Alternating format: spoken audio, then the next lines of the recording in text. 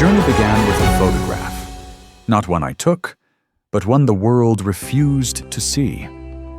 We believe that light and darkness are separated by oceans or continents, but sometimes they share the same postcode. Sometimes the boundary between a vibrant metropolis and absolute ruin is just a dockyard fence. I have spent decades seeking meaning across forgotten maps, only to realize that the most profound discoveries are often found where light refuses to tread. This is not a travelogue designed to entertain. It is a testament to the lives lived where life itself is a daily negotiation. The city we speak of is Manila, a pearl of the Orient, a hub of commerce and history.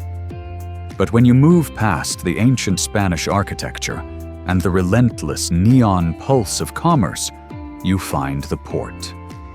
Not the port of sleek cranes and global trade, but the shadows underneath, a landscape defined not by blue waves, but by oil, sludge, and a heavy, organic stench that clings to your soul long after you've left. This is where I found them, these architects of survival, living not merely beside the sea, but precariously, heartbreakingly in it. Their homes, shacks of rusted tin and scavenged plastic, are afloat on a dark, undulating water that serves simultaneously as their transport, their sewer, and their graveyard for waste.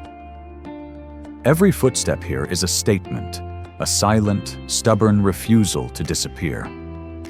The world often frames poverty as a statistical error. I found it to be a masterwork of human resilience, carved into the edges of urban indifference. Join me as we step into this hidden world, a place designed to be unseen, where the fight for dignity is waged against pollution, policy, and the simple passage of time. Number 1. The architecture of neglect. The first time I saw the northern port area from above, it looked like a careless spill of refuse frozen in time, a chaotic, forgotten patch amidst the sprawling concrete ambition of a growing city. But it's only when you get closer, when the drone of the container trucks fades, and you are left with the sound of water lapping against refuse, that the layers begin to peel away. The houses here are not built.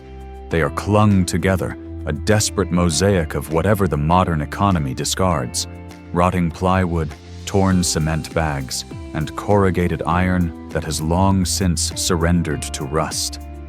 They cling to each other and to life, as if acknowledging their own impermanence. The sheer volume of waste is not merely an eyesore, it is the foundation, the very soil of this community. Manila, we are told, generates nearly 10,000 tons of waste every day. A shocking, almost unthinkable portion of that, nearly 1/5, is simply pushed untreated into the rivers and oceans. Here, in this dark estuary, that waste has coagulated into a viscous, floating landscape, a monument to uncontrolled consumption. The water beneath the shacks is a toxic soup where plastic bottles, fast food wrappers, and raw sewage churn without distinction. When you are surrounded by such overwhelming environmental collapse, the question shifts from how can they live here to how long can any life endure this? I remember watching a small child, maybe 4 years old, navigating the precarious plank walkways without shoes. To him, the garbage was not pollution. It was his natural terrain, his playground, his resource. He moved with a practiced ease that suggested a frightening adaptation. This is where the statistics, the 100 times safe levels of E. coli, the rampant skin infections, take on a horrifying human face. For these people, the environment is not something to be protected. It is an active, malevolent force they must constantly negotiate just to breathe. It is an enduring testament to the failures of the systems meant to protect them. Systems that have turned a symbol of prosperity, the port, into a symbol of collective societal neglect. And yet, amidst the filth, You still hear the sound of laughter, a sound so pure and defiant, it is almost a betrayal of the landscape it inhabits. It is the sound of humanity refusing to be defined by its surroundings. Number 2, the price of invisible citizenship. The formation of this settlement is a story far older than the rusting tin that shelters it. It is a story of aspiration met by cold urban reality. Beginning in the late 1980s, as rural provinces offered little hope, migrants poured into Manila, seeking a piece of the burgeoning city dream. They arrived with nothing but their hands and their desperation. But a city built on prosperity rarely makes room for the penniless. With no land, no formal rental agreements, and no legal standing, they were pushed to the only vacant spaces left. The mud flats, the garbage dumps, the edges of the water no one else claimed. Over decades, these makeshift shelters hardened into communities, yet their legal status remained soft, tenuous, and entirely unacknowledged.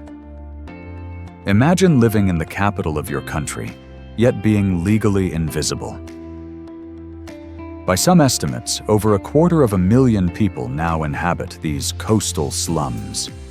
This staggering figure is the population of a mid-sized city, all living without legal rights to their own homes.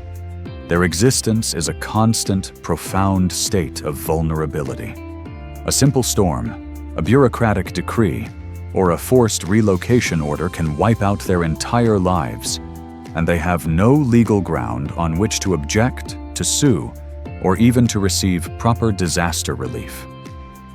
This is the price of invisible citizenship, a life lived perpetually at the mercy of systems designed to overlook you. The impact of this invisibility ripples through every aspect of daily life, particularly for the youngest. We talk about the importance of education, but how do you attend school when you have no birth certificate because your family has no registered address? Up to 70% of children here do not finish primary school. It's not simply a lack of desire, it's a systematic denial of the tools required for escape. Over 60% of children aged 7 to 12 struggle to read. When the state fails to register your name, it strips away your future before it even begins. I have seen many forms of poverty, but the poverty of recognition, the feeling of being non-existent in the eyes of the government you live under, is perhaps the most corrosive to the human spirit. It creates a deep, quiet despair, a wound that festers underneath the daily struggle for food. This is not just a failure of budget allocation. It is a fundamental failure of social equity, a conscious urban policy that draws a line of exclusion around those who cannot afford to belong. Number 3, the water that feeds and poisons. The most intimate and heartbreaking crisis in these slums revolves around water. Water, the very essence of life, has become a relentless antagonist here.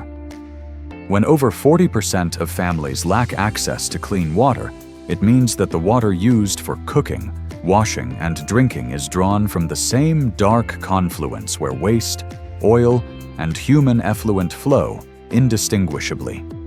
To put it plainly, they are forced to consume the city's discarded filth. I stood by a communal area, if you could call a cluster of washing lines and a makeshift basin that, and watched a woman painstakingly wash her few articles of clothing. The effort was immense, the result futile. She was scrubbing garments in the very medium that poisoned them. For her, it was not about cleanliness, it was about the ritual, the stubborn continuation of a domestic routine against a backdrop of complete chaos. This is where the statistics transmute into tragedy.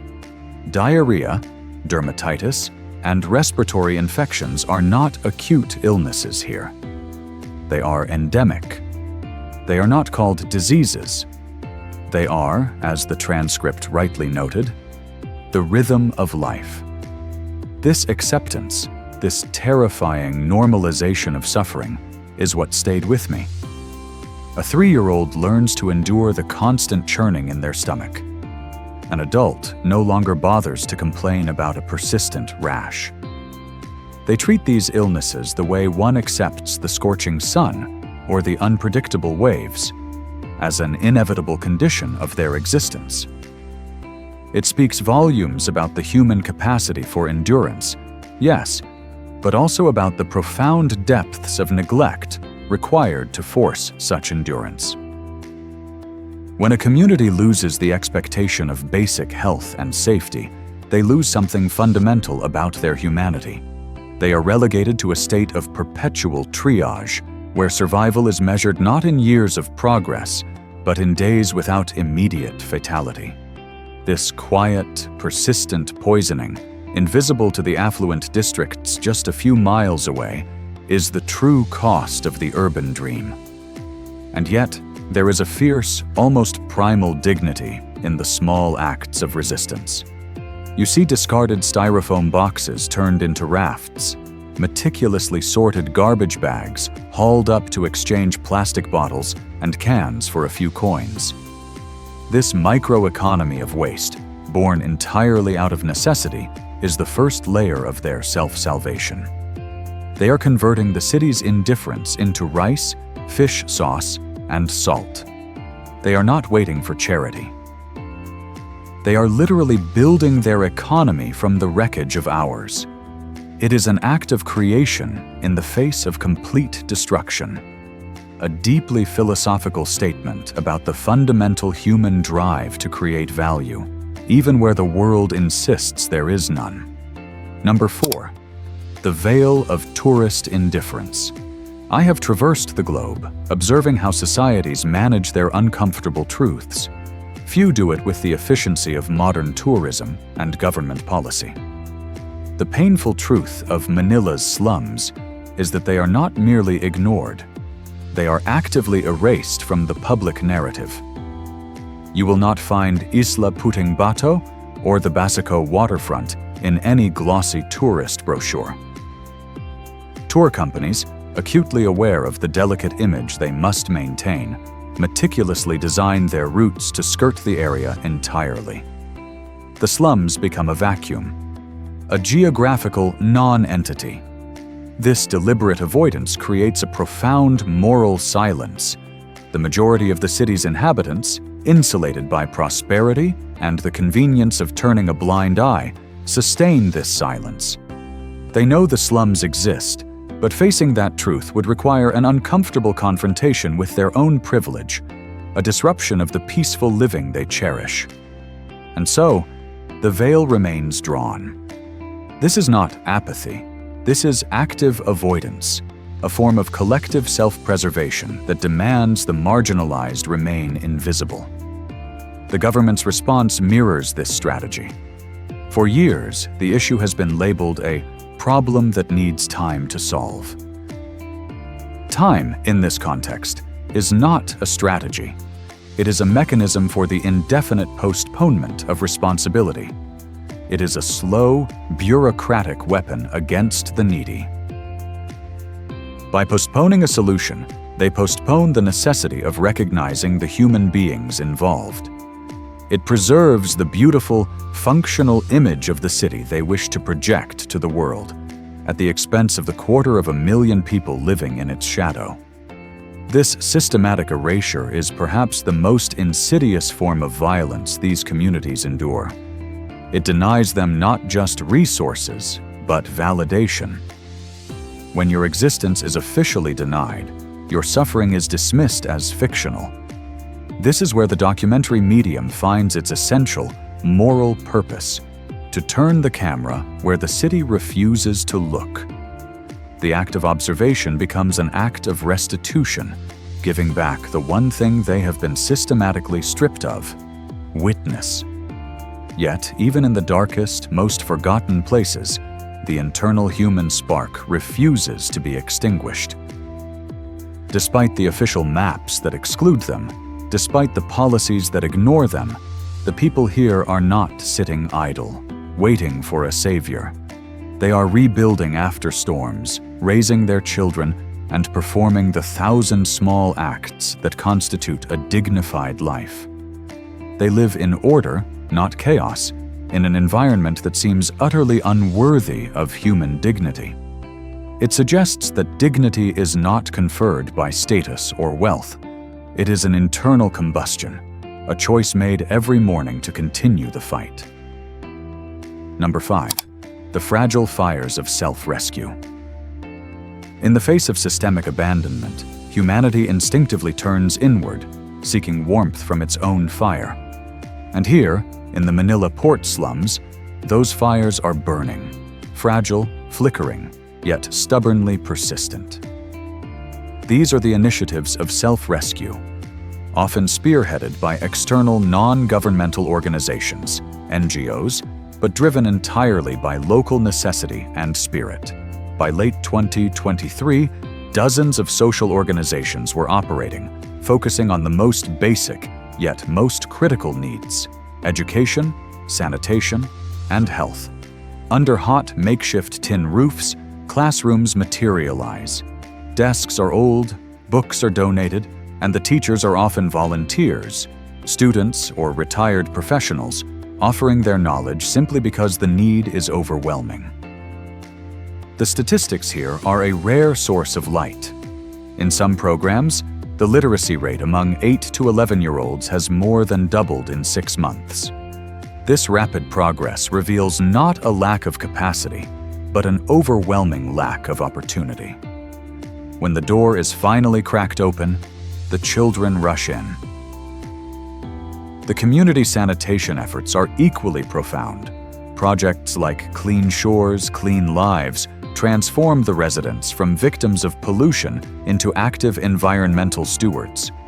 Over 1,000 locals have been trained as on-site recyclable sorters, building a small supply chain that turns retrieved plastic into meager yet vital income.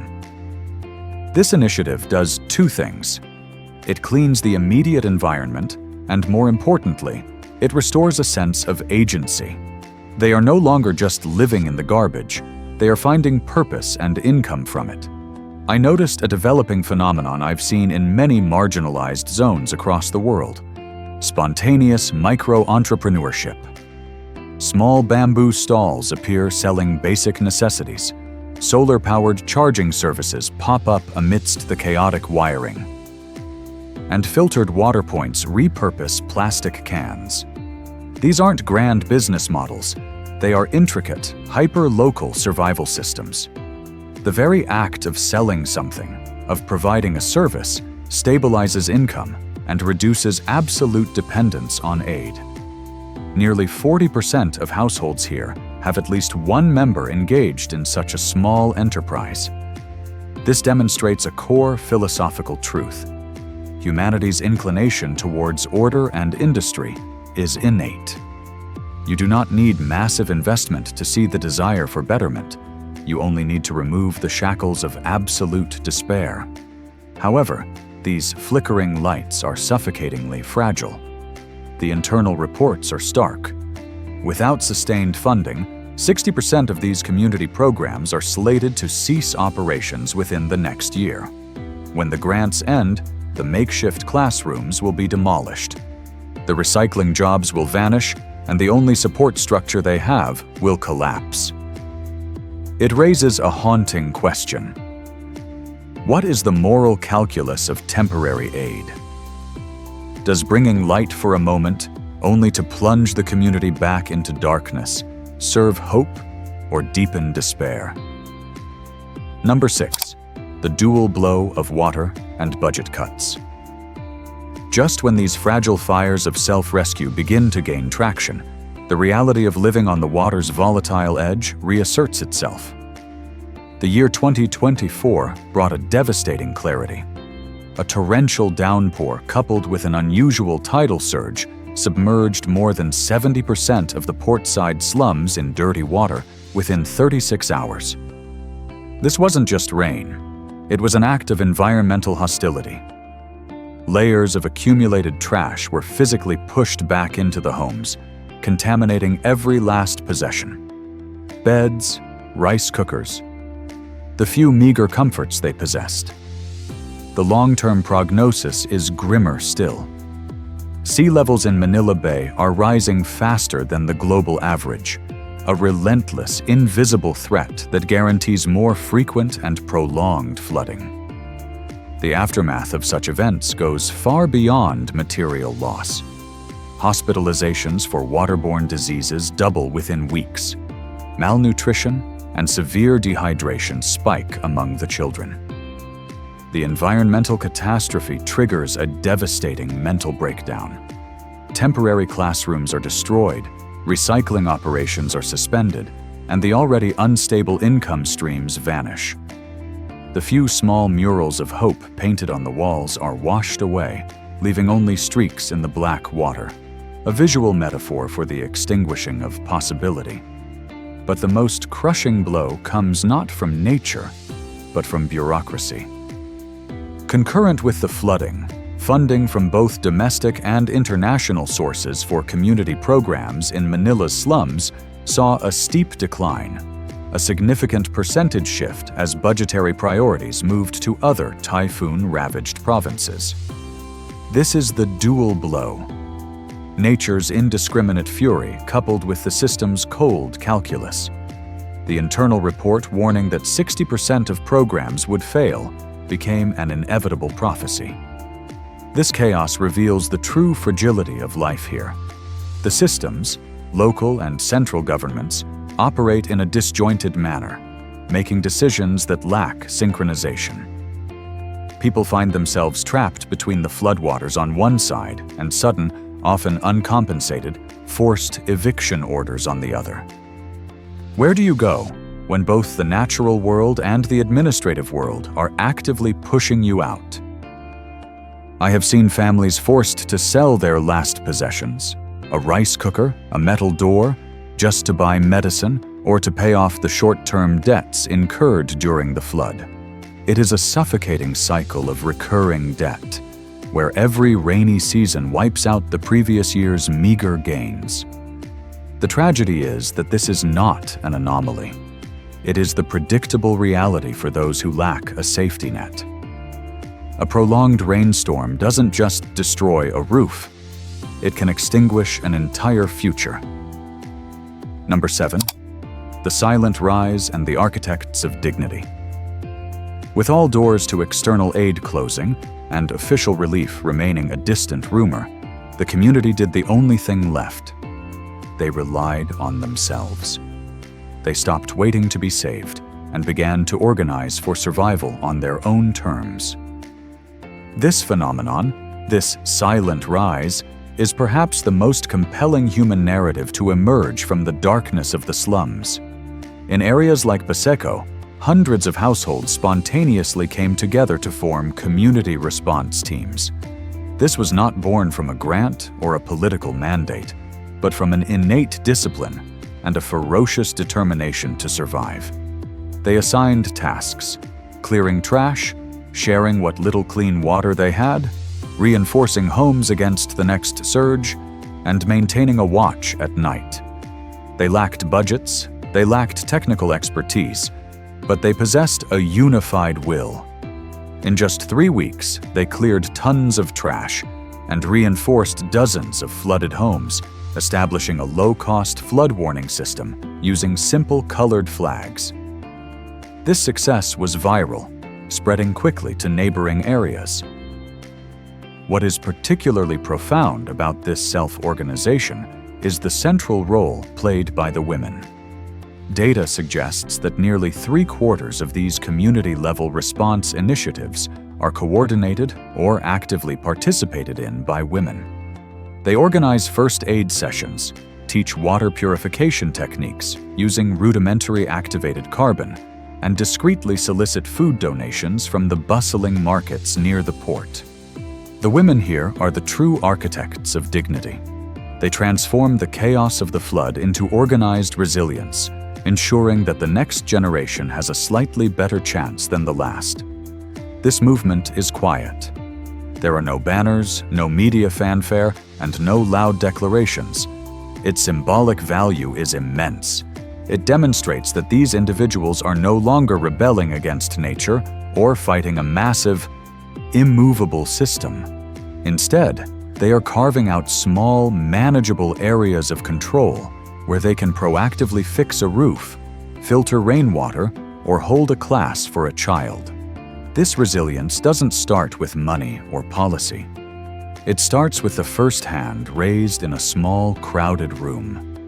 It shakes the very definition of hope, proving that it is not something bestowed, but something fiercely created from within. They are telling the city, not through protest, but through action, that they are not giving up. They are still here, and they will rebuild with community spirit, with trust, and with a stubborn refusal to disappear. Number 8, the enduring truth of human nature. After decades of travel and observation, I've come to understand that the deepest poverty is not the absence of money, but the absence of recognition. The story of the Manila slums, tragically, is not unique.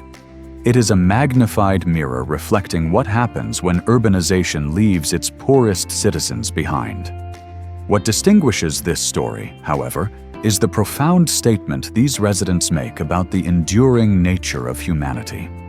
In the midst of a toxic environment, where the air is heavy with sickness and the ground is unstable refuse, they manage to maintain an internal moral compass. They do not riot, they do not succumb entirely to despair. They organize. They practice a form of localized, pragmatic democracy. This speaks to a universal truth. The instinct for community, for shared responsibility, remains intact even when all external supports are stripped away. Their dignity is not a luxury they hope to attain. It is a foundational necessity they defend fiercely, daily. Yet, as an observer, I carry a quiet, persistent pain. I have seen the same cycle in countless places. The system fails, the community rises in magnificent self-rescue, only to be knocked back by the next unpredictable event or the next predictable bureaucratic decision. The admirable resilience we see is, paradoxically, a symptom of the profound injustice they face. We celebrate their strength, but we must ask, why are they required to be this strong? Why must their survival be a spectacle of endurance rather than a guarantee of citizenship? This struggle for survival ultimately becomes a plea for justice, not pity.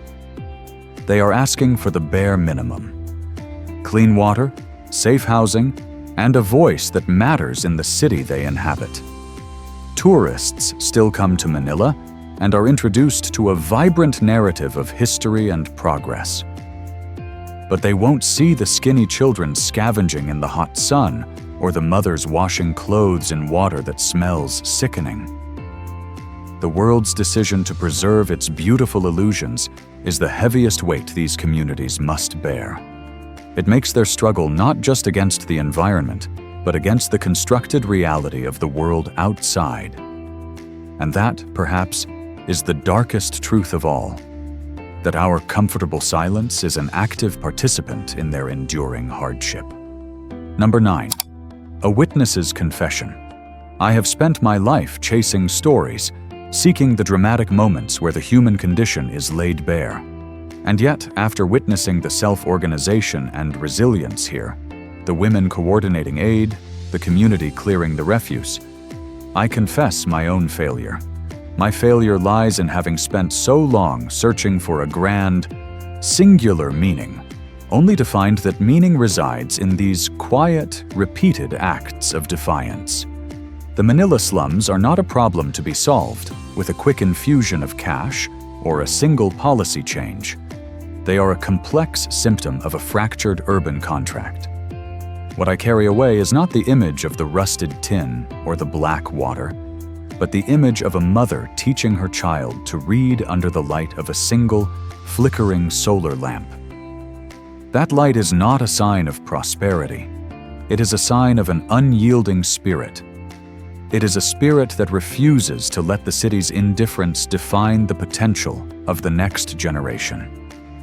As an observer, I often struggle with the core pain of my profession. The more I see, the less I feel I can change. I am a witness, not a savior. But the value of witnessing, I have learned, is not in the power to alter the external world, but in the power to alter the internal world of those who listen. If the truth of this place can travel across the vast distances and penetrate the protective layers of our own comfort, then perhaps the veil of indifference is momentarily lifted. They did not ask for pity. They asked for opportunity, for validation, for the simple right to be seen as citizens of the country they occupy. They demonstrated that even without massive investment, even without the network of international aid, rebuilding is possible through community spirit and the stubborn refusal to disappear. This is the ultimate lesson of the slum, that hope is not a commodity imported from the outside, but a resource generated from the deepest well of human necessity. And its value cannot be measured in budgets or in development goals, but in the sustained, quiet dignity of those who choose to live on. And so we leave the port. The container ships continue their endless cycle of commerce. The city continues to pulse with neon and ambition. And behind that thin metallic veil, the architects of dignity will continue their quiet work, reinforced by nothing more than shared will and the knowledge that they have survived another day. The Manila Bay remains unclean, a vast, complex problem that will require years, perhaps generations, of coordinated effort and moral commitment to resolve. But what has fundamentally changed is the way we, the witnesses, must look at the people who call it home. They are not defined by the garbage. They are defined by their tenacity in the face of it. If you have stayed with me on this journey, I thank you, because the truth, once seen, can no longer be ignored. I have traveled the world searching for answers. I have walked through slums and palaces, deserts and megacities. And every time, the final conclusion is the same. Maybe the world hasn't changed. Maybe only the way I see it has. If these quiet moments of reflection, these fascinating discoveries, resonate with the truth you seek, I invite you to join me on the next leg of this journey. The truth often hides in the shadows, but we will continue to look. If you wish to see more of these hidden corners of the human experience, please consider subscribing to the channel and sharing this story. Because the light that shines on a hidden truth is the most powerful light of all. Thank you for listening. And may your own journey be filled with quiet discoveries and genuine compassion.